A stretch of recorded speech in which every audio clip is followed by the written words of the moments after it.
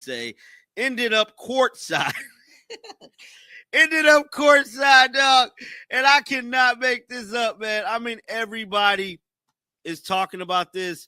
Everybody is reacting to this. And guys, there is no league in the world like the WNBA. None whatsoever, guys. I don't know another damn league where a dildo. An unusual incident occurred during a recent WNBA matchup that has captured widespread attention across social media platforms. The event took place during a Golden State Valkyries game in Atlanta, where an inappropriate object was thrown onto the playing surface by a spectator. During the fourth quarter, with the score tied at 75-9, approximately 51 seconds remaining on the clock, a green adult toy was hurled from the stands and landed on the basketball court. The incident happened while the game was being broadcast on national television, creating an awkward moment for announcers, players, and viewers alike. Video footage shows the exact moment when the object appeared on the court. I don't know another damn league where a dildo ends up courtside in the middle of the damn game. I mean, how is this remotely? Hold on, guys. I'm trying to be like serious here. Oh, my Jesus. Because I'm looking at these memes here, guys. So, oh, my God. Let me share this here with y'all, man. Hold on. Let me share this. The broadcast announcers immediately noticed something had been thrown, with one saying, "Oh no," as the camera operators quickly panned away from the item. Players on the court appeared confused and shocked when they realized what had landed near them. The officials temporarily stopped play to address the situation. Security personnel had to remove the inappropriate item from the court before the game could continue. Television cameras captured the uncomfortable expressions of players and staff as they processed what had just occurred during their professional basketball game. Hold on. Let me share this. Look at this. So it's the fourth quarter of the Atlanta game, 75-75. It's 51 seconds left at the time. And this, I'm not going to blow it up. This ended up on the damn court. Now, there's footage. There's footage of this getting thrown. It said, announcer, "Oh no," and the camera slowly moves away. I was crying. This bizarre incident follows another strange occurrence involving a wig being thrown during a previous WNBA game, leading many to comment about the unusual nature of disruptions in women's professional basketball. Social media users have created numerous memes and jokes about both incidents, with many expressing disbelief that such events could happen during professional sporting events. Online reactions range from shock to humor, with users posting various comments about the unprecedented nature of the situation. Some questioned how security allowed such an item to be brought into the venue, while others made light of the awkward broadcast moment when announcers had to acknowledge the disruption without explicitly describing what had been thrown. The incident has sparked discussions about fan behavior at sporting events and the unique challenges faced by the WNBA in maintaining professional standards while dealing with disruptive spectators. Getting thrown. It said, announcer, "Oh no," and the camera slowly moves away. I was crying. Another fan said, "First the wig, now this." That's the same thing I said. LOL. Now first it was the wig, and now this, bruh. Now they had removed this. Let me see here, because I'm not trying to get copyrighted for this. Let me see here. Let me see if we can do one of these. I just want y'all to, it's a 2-minute clip. This is a 2-minute clip here. Many have noted that such incidents rarely, if ever, occur in other professional sports leagues. Television coverage of the event showed officials and security staff handling the removal of the object, with broadcasters attempting to maintain professionalism while addressing the unusual interruption. The game eventually resumed after the court was cleared and normal play could continue. This event has become one of the most talked about moments in recent WNBA history, not for athletic achievement, but for the bizarre nature of fan interference. I just want y'all to, it's a 2-minute clip. This is a 2-minute clip here. And I'm gonna try to share some of it here. Let me get it pulled up because I'm not trying to get copyrighted. I'm not trying to get copyrighted, man. Let's listen to this. Listen to. And 8 assists to add. Hayes gets blocked by Maya Caldwell. Something quiet on the court, actually, from the crowd. The officials will say they will continue play as that. The incident has generated significant online discussion about appropriate behavior at sporting events and the responsibilities of venues to screen items brought by spectators. The occurrence has also reignited conversations about the WNBA's visibility and the types of attention the league receives. Some observers have noted that while the league seeks greater recognition for athletic accomplishments, incidents like these tend to overshadow the actual basketball being played. Security protocols at venues may need review following this incident to prevent similar disruptions in future games. Will continue play as that goes off the fingertips of the Valkyries, but that needs to be addressed.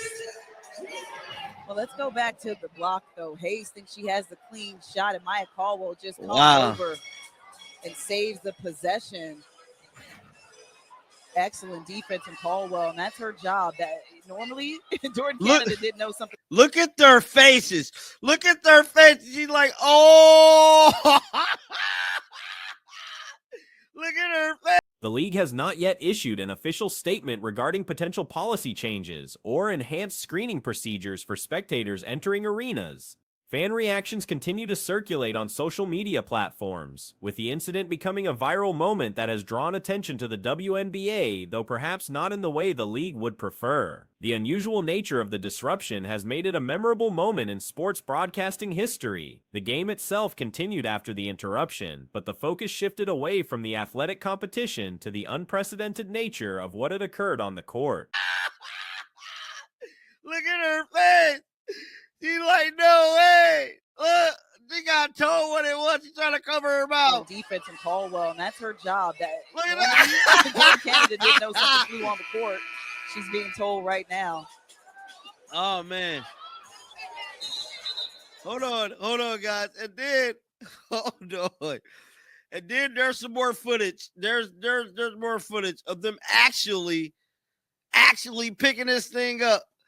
Let's watch. This incident serves as a reminder of the unpredictable elements that can arise during live sporting events and the challenges broadcasters face when addressing unexpected situations. Many have commented that professional sports leagues rarely experience such unusual disruptions, making this particular incident stand out as an extraordinary occurrence in the world of athletics. The event has certainly ensured that this particular WNBA game will be remembered for reasons entirely unrelated to basketball performance. The aftermath of the incident continues to generate discussion about fan conduct, venue security, and the unique position of the WNBA within professional sports. Actually picking this thing up. Let's watch this. Let me watch this real quick. So this is them picking this thing up, bro. Inappropriate type of activity. Yeah, and no one's picked the object up yet. You guys, oh my gosh. Okay.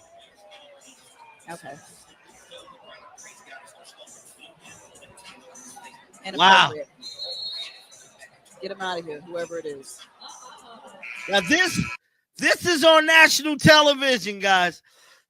While the league continues to work toward greater recognition for athletic excellence, moments like these create viral attention that may not align with their promotional goals. This situation demonstrates how quickly unexpected events can overshadow sporting achievements and become the primary focus of media coverage and public discussion. The incident has become a case study in how unusual disruptions can impact professional sports broadcasts and create lasting memories for entirely unintended reasons. Aaliyah Boston recently provided her perspective on a controversial incident, delivering what many consider to be an exemplary response to a challenging question. One after the other. I'm recording them one after the other right here. And where is it? This one here. This is one of the craziest things I've ever heard somebody say in a press conference. I mean, I don't understand. You know, like, she's a legend, and just all the things that she's done for the league. I mean this when I say this. Dwana Bonner has actually done nothing for the league. Like, she is a legend, but Dwana Bonner has done nothing for the league. And just Her handling of the situation demonstrates professional maturity in addressing fan behavior that has sparked widespread discussion. The incident in question occurred when Indiana Fever supporters expressed their displeasure toward DeWanna Bonner through vocal disapproval during her return. This fan reaction was anticipated given the circumstances surrounding Bonner's departure from the team, though it has generated considerable debate. But DeWanna Bonner has done nothing for the league. And just the disrespect, I can't get down with it. They booed her. She didn't say a word to the crowd. People talk some trash to her, but we had her back. But it's just very distasteful for what their fan base is doing. As far as when it comes to DB, because it's just like she's just the sweetest soul. And the situation didn't work for her, and that's just not what she wanted or what. However, this assessment appears questionable when examining Bonner's actual contributions to the league's development. While acknowledging her veteran status, the reality is that Bonner's impact on league growth has been minimal compared to other players who have truly elevated the sport's profile. The disrespectful treatment directed toward her during the game was notable, as Bonner remained silent despite facing hostile crowd reactions and verbal confrontations from spectators. Some teammates attempted to support her during these difficult moments, but the overall atmosphere remained uncomfortable throughout the contest. That's just not what she wanted or whatever, but she quit on the team, refused trades because she would only play for one team, demanded a buyout, then told all the teams that could have claimed her off waivers, which could have really helped out the Indiana Fever. Had she been claimed off waivers, that would have just helped herself. She told teams not to claim her off waivers. All it is nonsense. All it is bullshit. But let's take a listen to what Aaliyah Boston said right here. The circumstances surrounding Bonner's departure tell a complex story of professional disagreements and contractual disputes. She effectively abandoned her team responsibilities, rejected potential trade opportunities because she would only consider playing for one specific organization, and insisted on a contract buyout. Additionally, she actively discouraged other teams from claiming her through waivers, which could have provided financial relief or strategic advantages to the Indiana organization. This series of decisions created significant complications for team management and roster planning. What was it like having DeWanna Bonner return to Indiana, and what were your thoughts on the fan reception tonight? Honestly, that got nothing to do with me. I think DB returned because we were playing Phoenix, and so that happened to be that. The fans chose to do what they wanted to do, but for us, it's about paying attention to what we have to do here, and that was coming in and getting a big win, which we were able to do. Literally, perfect. Honestly, that got nothing to do with me. That got nothing to do with me, first of all.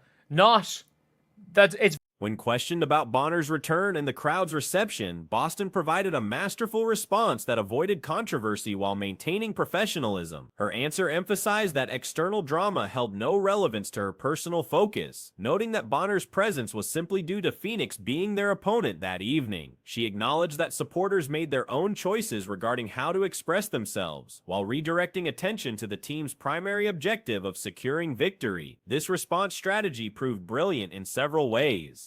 It's very different than we don't condone that. We don't like seeing that. Like nothing about that. It was literally no negative things towards fans, which they probably would have hoped that Aaliyah Boston called out the fans. Just they had nothing to do with me. She doesn't want to get herself involved in the wrath of the old WNBA. They've already turned on Candace Parker and her. You don't want to make them turn on her even more. And those. You better believe, as toxic as people think.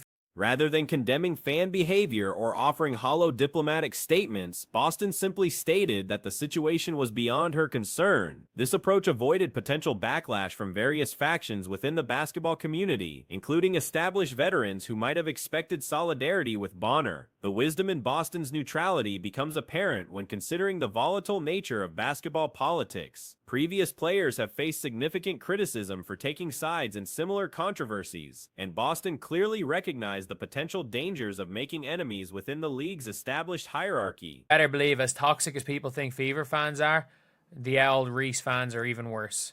They're even worse.